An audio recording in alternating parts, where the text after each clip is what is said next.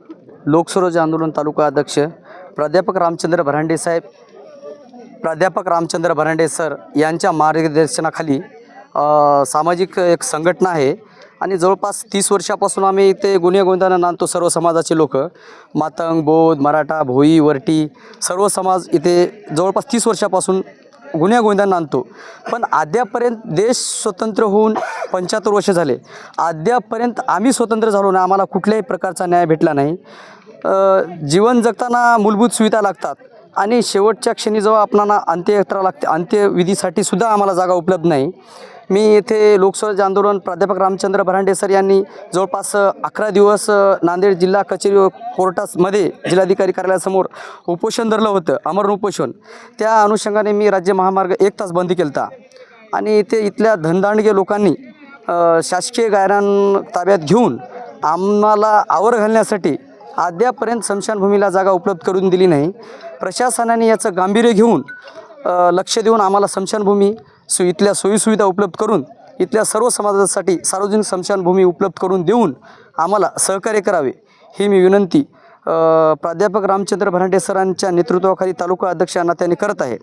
तरी संबंध बांधवांना लवकरात लवकर न्याय मिळेल अशी अपेक्षा ठेवून मी विशेषतः पत्रकार बंधूंचे आभार मानतो. या स्मशानभूमीच्या संदर्भात आपण कोणाला निवेदन वगैरे जवळपास आम्ही जिल्हाधिकारी साहेबांना, कलेक्टर ऑफिसना साहेबांना प्राध्यापक रामचंद्र भरांडे सरांनी 11 दिवस आमरण उपोषण, अन्न पाणी सर्वांचा त्याग करून 11 दिवस आमरण उपोषण केलं होतं की इथल्या लोकांना राहणाऱ्या स्मशानभूमी उपलब्ध झाली पाहिजे.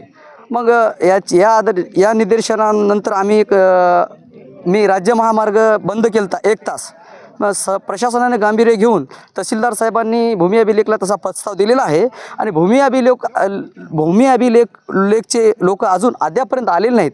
यांनी प्रशासनाने आमची कापसी खुर्द साठेनगर तालुका लोहा जिल्हा नांदेड येथे येऊन तात्काळ सर्व समाजासाठी स्मशानभूमी उपलब्ध करून आम्हाला सहकार्य करावे ही मी विनंती करतो. या ठिकाणी अंत्यसंस्कार करण्यासाठी आपल्याला कोणी त्रास किंवा धमकी काही विषय आहे? भरपूर धमकी येतात.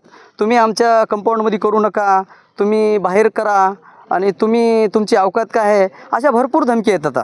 आणि मी तर तालुका अध्यक्ष यांना त्याने मला भरपूरदा धमकी आलेल्या आहेत. एक संविधानाचा अधिकार आम्हाला जर आमचे अधिकार भेटत नसतील तर आम्ही जगावं की नाही? मग आम्ही काय दुसऱ्या या देशातले नागरिक नाही का आम्ही? मग आम्ही कोण्या दुसऱ्या जगात बाहेर पाकिस्तानमध्ये जाऊन राहायचं का, ऑस्ट्रेलिया जाऊन राहायचं का? मग इथला देश संविधानावर चालतो का?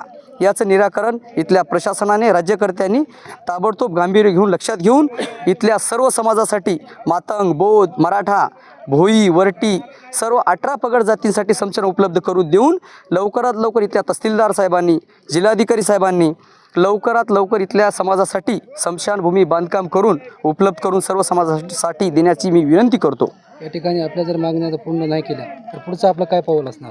याच्यानंतर जर आमच्या मागण्या पूर्ण नाही झाल्या, राज्य महामार्ग तर बंद करूच, पण प्रशासनाला जागा करण्यासाठी तहसील कार्यालयावर पण मोर्चा करू, जिल्हाधिकाऱ्यालयावर पण मोर्चा करू.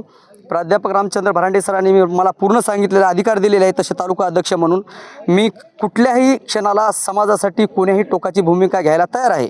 म्हणून जास्तीत जास्त जवळपास लवकर आता प्रशासनाने इथल्या पैशावर धनदांडग्या लोकांच्या याच्यावर आमच्या समाजाची पिळवणूक करू नये मी ही विनंती बार प्रशासनाला करत आहे. याच जागी आम्ही गेल्या वर्षी 7 दिवस एकनाथ रेड्डी असेल, नामदेव रेड्डी असेल, नागोराव वाघमारे असेल, सर्व समाजाने, गावातील लोकांनी याच स्मशानभूमीमध्ये आम्ही आमरण उपोषण करून प्रशासनाला जागा करण्याचं काम केलेलं आहे. तरी लवकरात लवकर आम्हाला स्मशानभूमी उपलब्ध करून द्यावी यासाठी आमचा अतोनात प्रयत्न असेल. याच्यानंतरचा परिणाम प्रशासनाने जाणून घ्यावे. याच्यानंतरचं स्मशानभूमीचं आमचं तहसील ऑफिसवर जाणार आहे, याची प्रशासनाने गांभीर्य घ्यावं. विशेष आता उन्हाळा आहे, हिवाळा आहे, पावसाळ्यामध्ये या अंत्यविधीचा आपण कसा करतो? आम्हाला पर्याय नाही. आम्हाला इथला रस्ता आमचं जो अंत्यविधी आमच्या घरी जेव्हा आमच्या घरचं कोणीतरी कुटुंबातलं जाते समाजामधलं, तेव्हा इथे येण्यासाठी आम्हाला चिखलातून यावं लागते, पाण्यातून यावं लागते, प्रत्येक गोष्टीचा सामना करावा लागते. रस्ता नाही, नाली नाही, पाणी नाही, कुठल्या सुविधा नाहीत. म्हणून प्रशासनाने आम्हाला प्रथम दर्शनी स्मशानभूमीसाठी रस्ता करून द्यावा, स्मशानभूमीसाठी आम्हाला अंत्यविधीसाठी एक हे करून द्यावे, जागा उपलब्ध करून प्रशासनाने तसा 7 बाऱ्या उतरून आम्हाला प्रशासनाला उपलब्ध करून द्यावे. आपण आपल्या लोकप्रतिनिधीकडे ही मागणी यापूर्वी कधी केली होती का? ग्रामसभेमध्ये आम्ही जवळपास 6 महिन्याखाली एक 8 महिने झाले याला ग्रामसभे मी तसा प्रस्ताव पारित केलेला आहे. इथल्या ग्रामपंचायत शांताबाई मारुतराव कापसे यांनी तसा ठराव पण दिलेला आहे. त्यांच्याकडून बी कुठली अडचण नाही. लवकरात लवकर आम्हाला स्मशानभूमी उपलब्ध करून द्यावी ही आमची विनंती आहे. इथल्या गावच्या सरपंचांनी सुद्धा सांगितलं आहे की या समाजाला इथं 18 पगड जातीचे लोक राहतात, गुन्ह्यागोंद्यानं आणतात, त्यांना स्मशानभूमी लवकरात लवकर उपलब्ध करून द्यावी तसा प्रस्ताव पण तहसीलदारला दिलेला आहे. इथल्या BDO साहेबांनी, तहसीलदार साहेबांनी, ग्रामसेवक साहेबांनी, सरपंच साहेबांनी याचा लवकरात लवकर पाठपुरावा करून इथल्या सर्व समाजाला न्याय द्यावा मी अशी मागणी करतो त्यांना. तुम्हाला इथे पक्की स्मशानभूमी बांधकाम केलेली नाही, तुम्ही खुल्या जागेमध्ये इथं स्मशान घाटामध्ये प्रेतांचं विधी करताय, तर पक्की स्मशानभूमी बांधून देण्यासाठी प्रशासनाकडे अशा पद्धतीची कुठली मागणी आपण केलेली आहे? मागणी तर वेळोवेळी केली आहे. 30 वर्षापासून आम्ही इथं चिखला पाण्यामध्ये विट्याचे घरं बांधून राहिलेत. आज लोक पक्के घरं बांधून एक गुन्ह्यागोंद्यांना आणतात.